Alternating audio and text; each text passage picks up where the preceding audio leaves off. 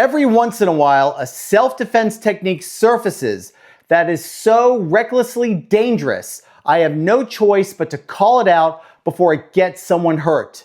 This technique has been circulating online like toxic folklore. And I'm not exaggerating when I call it one of the most irresponsible self-defense failures ever promoted as legitimate training. What you're about to see is hands down the most idiotic, life-endangering clown show I've ever had the misfortune to see taught online. Let's check it out.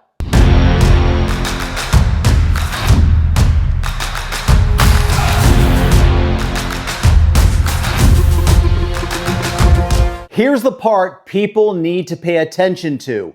These dangerously delusional techniques aren't just pushed by random hobbyists.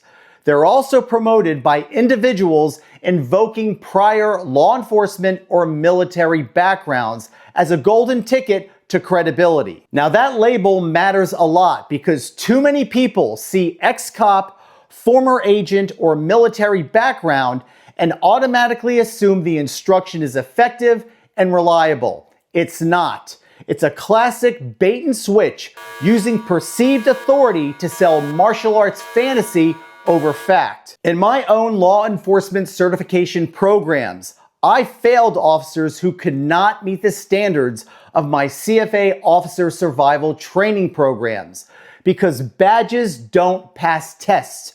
Performance does. That's the brutal truth. A uniform or a badge alone proves nothing about teaching effective, reality-based self-defense. Competence does. Results do. After you watch this video and see the techniques for yourself, you'll understand exactly why slapping a law enforcement or military veneer on retrofitted Wing Chun fairy tales is not expertise. It's dangerous instruction hiding behind perceived authority. The deeper, more infuriating problem is the lazy retrofitting epidemic that plagues outdated martial arts like Wing Chun Kung Fu. This is a chronic, predictable pattern across these so-called ancient arts. Instead of engineering practical self-defense from the ground up, built around actual modern threats like firearms, multiple attackers, or unpredictable chaos, they lazily grab century-old techniques designed for entirely different eras and contexts, and desperately try to jam them into situations they were never built to handle. That's not innovation, folks. That's intellectual dishonesty. It's cramming a square peg into a round hole with duct tape and prayer, then selling it as deadly efficiency. And when the stakes are literal life and death, where one wrong move means you get shot, stabbed, or beaten senseless, that kind of delusion retrofitting isn't just ineffective, it's recklessly lethal. Okay, let's take a look at some of Wing Chun's gun disarm techniques. That's right, you heard that correctly. Wing Chun has gun disarm techniques. Let's take a look. Gunman holds me up, my hands are relatively low, and in one motion I'm going to redirect it, step to the side, and punch vertically into the face. Time to step a little bit closer here, punch vertically into the face. This has got so many flaws in it, I don't even know where to begin. First, let's talk about the hand positioning. Tommy holds me up. First of all, anybody worth his salt, anybody who teaches legitimate self-defense, reality-based self-defense, knows that you always hold your hands up to the height of the weapon. That is reality-based self-defense 101. But these people don't even understand that. So having your hands low, allowing you to go to the side and redirect is totally flawed. You have to have the hands up to the height of the weapon. The next thing is you must redirect the weapon and control it while simultaneously moving your head of the line of fire. So in one motion, this has to be redirected, this has to move out of the line of fire, and this has to control the weapon. And I've said this in so many videos, Tommy as my witness, you must always control the weapon, be it a knife or a gun. So back to this technique. Number one, is my hand at the height of the weapon? Of course not. It's low because I have to come out to the side. Number two, when I do this technique, am I controlling the weapon? Of course not. And this vertical punch to the face, let me tell you, that's not going to even bust a grape. This type of punch has no power in real world combat. This individual, he understands what's going on. This is a life and death encounter. Also, what about the elephant in the room? Do you think he's just going to stand there like a cadaver and let you do this technique on him? There is going to be chaos, adrenaline, fear, everything that involves in street combat. And if you think he's going to sit there while you magically do this technique, you're out of your mind. It will never happen that way. This position is all well and good for doing a demo, but the reality of street combat is like this. A real gunman is not just going to freeze his arm like this. Tommy, how would a real gunman behave? He'd be telling you, give me your money. Give me your money now. Notice how the arm is moving. Okay, he's nervous. He's frantic. He has fear. Those hands are going to be moving. And that's why it's critical for you to have those hands up and using our pre-contact stances. Let's also address the idea of punching. You do not punch an armed attacker. You do not punch a gunman. You do not punch a knife attacker. You have to have control of the weapon first. Number one. So if I have control of this weapon, what can I do? I can headbutt, I can knee strike, I can bite. And only then, if I have solidified the grip, can I go for something much more devastating into the throat. You have to understand, punching somebody, I'm sorry, they don't even hold the gun anymore, but punching somebody against a gunman who's holding you up, you're out of your mind. You are not going to neutralize him. You're going to piss him off and he's going to blow your head off. But they never think about the real world. You're out with your wife, your child, your family, and you're going to do this technique.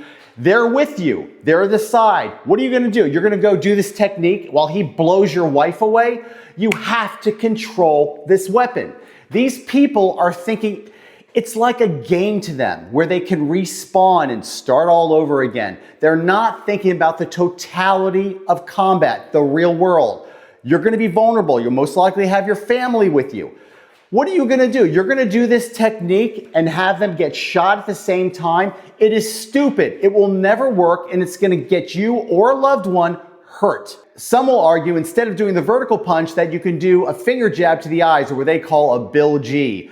When they come over here and they do this, that's not going to be effective. You want to know why? Because you're not controlling the weapon. So now you've taken away his vision, if you even hit the eyes accurately in this situation. Now he's going to start spraying the area because he can't see. Do you think you're going to hit him in the eyes and he's just going to stop? He is probably most likely going to start shooting and spraying because he can't see what's going on. These are people who have not thought the next step. These are people who don't understand what real world combat is all about. Okay, are you enjoying the clown show? Because we have more entertainment for you. Tommy's going to hold me up, but this time I'm going to use this Wing Chun gun disarm technique, which technically is not even a disarm, but this Wing Chun ridiculous technique on the inside gate, whatever the hell that means. Holds me up, my hands are down low because I'm an idiot. And what I'm going to do is I'm going to redirect it and punch simultaneously. So it's going to look like this. That's their technique. Take a look at this, guys. This is their disarm technique. They're going to come here and punch.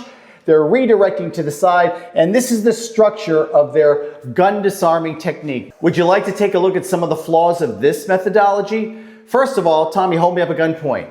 Look how long his arms are. There is no way I'm going to be able to redirect that, extend my arms this far. I can't even hit him.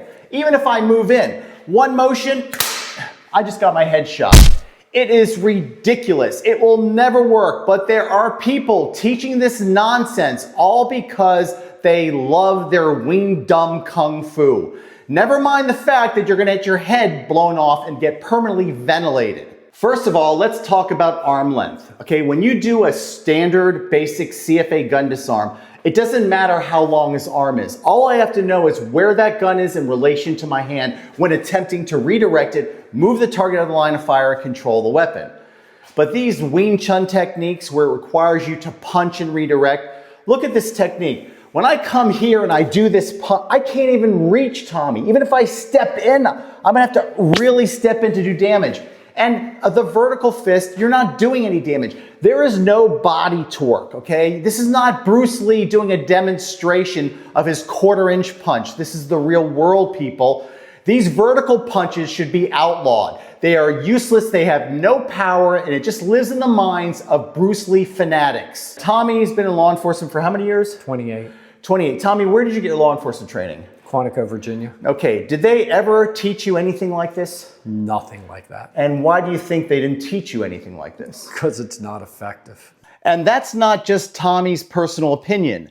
That's exactly why I want to pause here and explain how techniques like this are evaluated under real law enforcement survival standards. As a law enforcement master instructor who personally designed, coordinated, and taught the United States Border Patrol's Defensive Tactics Program, I can tell you flat out, this pathetic excuse for a gun disarm wouldn't survive 5 seconds in any real officer survival review. I drilled one non-negotiable rule into every agent. You control the weapon at all times, or you die trying. This so-called gun disarm fails the most basic survival standard we enforced: absolute unrelenting control of the firearm from start to finish. The moment you abandon that control, which this technique clearly does, you're not defending, you're donating your life to the threat. Any instructor peddling this garbage is clearly out of touch with reality, or simply ignoring how real violence actually works. In a real encounter, this doesn't save lives, it ends them. Officers know it, agents know it, reality knows it. The bottom line is this: no serious law enforcement agency on earth would ever sign off on this reckless garbage. It's not a disarm, it's a death sentence. Let's test how CFA does against this gunman. Tommy's gonna pull the trigger the minute he sees me move. And also we'll try the Wing Chun version. Okay, so Tommy, you're gonna hold me up at gunpoint. Okay, establish what you want. You gotta tell me what, give me your money. Miss the target. Hold me up, get a little closer. I'll make it easier on Give me your myself. money. What money? I want your money. Dead. Dead.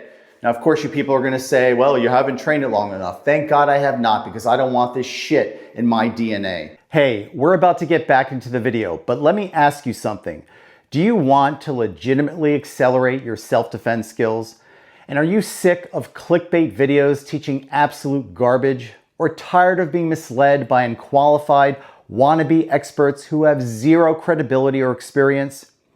If the answer is yes, now is the time to join my War Machine memberships. As a member, you're going to get exclusive access to in-depth training videos, exclusive full-feature video content, downloadable training PDFs, and direct insights you're not going to find anywhere else.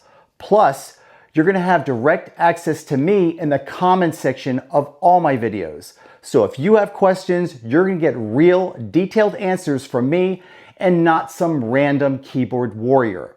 So if you're serious about mastering real-world combat skills, hit the join button below and start training like a true war machine. Now, let's get back to the lesson. What I'm about to show you is practical, pressure-tested, and built for real street-level violence. Now, this information comes straight from my book, 1001 Street Fighting Secrets. It's a comprehensive book on real-world street self-defense. Inside, I cover a wide range of practical fighting skills, including no-nonsense gun disarming tactics designed for real-life encounters.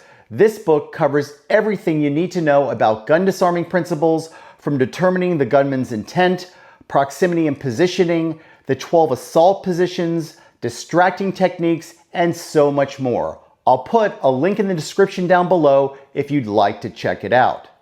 And if you prefer video instruction, check out my video Under the Gun that covers everything you want to know about gun disarming skills. It's available for sale on my website at sammyfranco.com. And if you're a War Machine Elite member, it's now available to watch for free inside the members only section of this channel. And if you're not already a War Machine member, click the join button below to check out the different perks and membership options we have available. Before going into the various different types of disarms, it's important to understand there are 12 assault positions. Tommy, come on out. So what I have done in contemporary fighting arts and what's featured in my video under the gun are the 12 assault positions. I've broken it down so you can understand it from a very simple perspective. Essentially, I divide the body into 3 height levels. So if I held Tommy at a gunpoint, it would be head level, it would be torso, and it would be stomach. So there are 3 height levels that I would hold him up. So Tommy, why don't you hold me up, just hold it up against my face. Assault position number 1. Now put it against my chest, assault position number 2, and then bow to the stomach, down to the stomach, assault position 3. So there's 3 height levels, but there are 4 sides to the body. So Tommy, face the camera. So this would be assault position 1, assault position 2, and assault position 3. Then we have assault position, actually stay here, Tommy. Assault position 4, 5, 6, turn your back, 7, 8, 9, turn one more time, 10, 11, and 12. There are 12 assault, thanks Tommy, there are 12 assault positions you have to be prepared for because combat is dynamic. And you never know when the gunman is going to approach, how he's going to approach. Sometimes he may stick it under your ribs, he may approach you from behind. So 12 assault positions. Now, as we all know, there's very limited attention spans on YouTube. So I'm only going to cover 1 or possibly 2 assault positions because of people's limited attention span. So let's get to work. Before attempting the gun disarm techniques in this video, it's important to mention that you should never use a real gun. Always use a training mock pistol when performing gun disarm techniques. So we're going to use Tommy to demonstrate the techniques. Now, I'm going to point out that he has a very strong law enforcement background and he has been exposed to gun disarming techniques. However, he has not been exposed to contemporary fighting arts and how we approach it. Now, Tommy, what is the first thing that comes to mind when disarming a gunman? Getting that gun away from me and off the line. Okay, so Tommy's approaching it from a law enforcement officer's perspective, very technical. But from a civilian perspective, the most important thing to consider is what is the gunman's intent? So it's important to understand, what does the gunman want? Does he want your body in a sexual assault situation? Does he want your car? Does he want your wallet? Does he want your possessions? Does he want to humiliate you, or does he want your life? Because that is going to tell you if you should attempt a gun disarm technique. If he wants your possessions, give it to him. Never fight for your possessions. But if he's going to take your life, you have no other choice but to perform the gun disarm. So now we're going to ask Tommy the most important question. What is the most important consideration before attempting a gun disarm? The range. The range. What do you mean by that? How far away the gun is from me. Okay, so I'm going to articulate it in a different way. Tommy, hold me up at gunpoint. When attempting a gun disarm, you must make certain that the weapon is within your arm's reach. Never attempt to disarm a weapon if it's that far away. You must find a way, somehow, some way, to get that gun within your arm's reach to attempt the gun disarm. Fortunately, criminals are idiots, and many times they're not cognizant of the range and their weapon being within disarming range. If ever you guys watch closed-circuit TV footage, you're going to see a lot of these people holding guns moving through ranges of combat with reckless abandon. They're not cognizant of what they're doing, and that can create a great window of opportunity for you. So I'm going to hold Tommy up with the gun. We're going to choose assault position number 1, which is the front, head level. So Tommy, come over here. I'm going to hold you up at gunpoint right here. What's the first thing you want to do? Get this gun out of my chin. Okay.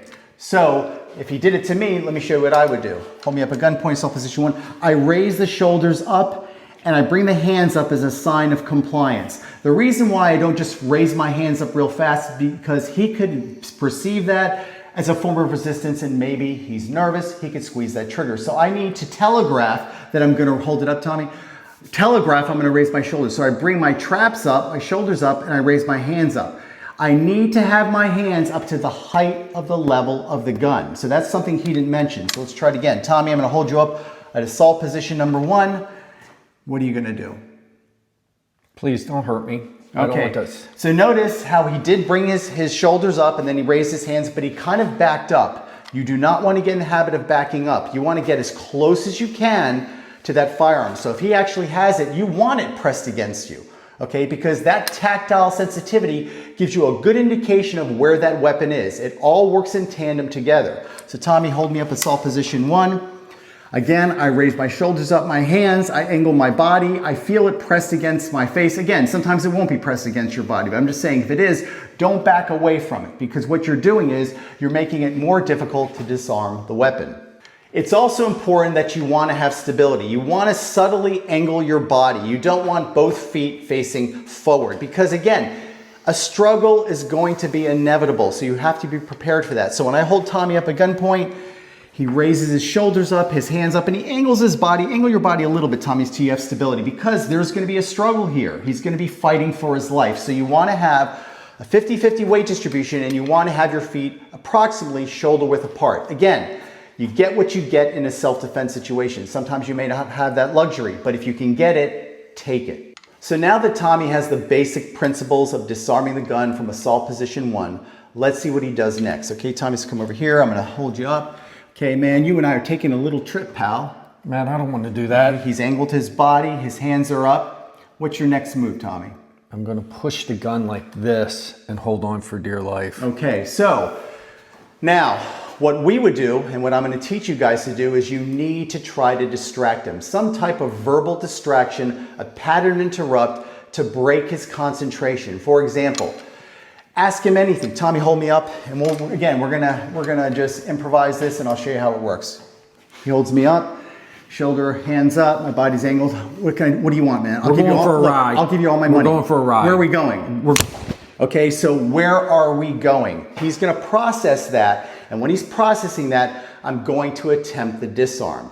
So now that Tommy has some basic foundational principles, let's see what he does next. So Tommy, I'm gonna hold you up at gunpoint. He raises his shoulders up, his hands up, his body's angled, making sure his hands are the height of the weapon. We're going for a little ride. He's going to attempt the distraction. Where are we going? We're going to take a ride down the road. Down the road. Okay, not too bad. Okay, not too bad at all. Now, it's important to understand things have to happen in a certain sequence. Number 1, you need to redirect the weapon out of the line of fire. Number 2, you have to simultaneously move the target out of the line of fire.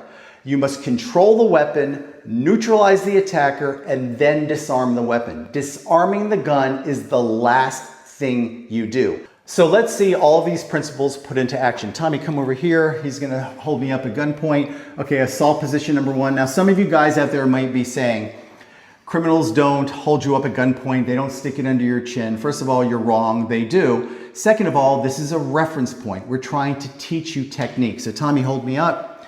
Again, I angle my body, raise my shoulders up. My hands are to the height of the weapon. I'm gonna engage, hopefully, in some sort of dialogue. I try to establish what his want is. What is it, man? What do you want? Whatever you want. We're going for a ride. Where are we going? We're going in my car. Okay, so while we engage in the dialogue, the pattern interrupt occurred. I redirect the weapon and I control it, okay? Redirect the weapon and control it. Simultaneously, when you redirect this, you must move the head, which is the target, out of the line of fire. So this is not enough. This must be done together. As you do this together, this hand comes under and controls the weapon. We grab the frame. Make sure you do not have your hand behind, because you're gonna get your hand blown off. So in one motion, we redirect it, we move our head out of the line, or the target out of the line of fire, and then we control it. So this is the motion. So once you redirect the weapon and move your target out of the line of fire, you must control this weapon.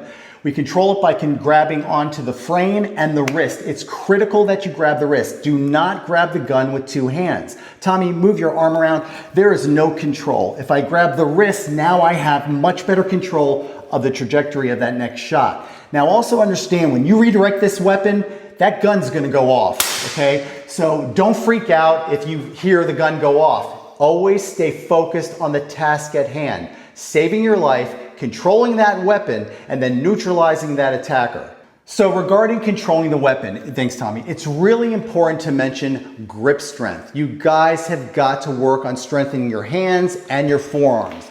This is real world combat. And I know the martial arts community is filled with lots of esoteric concepts and the idea of finesse overpowering brute strength. It's bullshit. This is real world combat, okay? You're gonna be fighting and struggling for your life.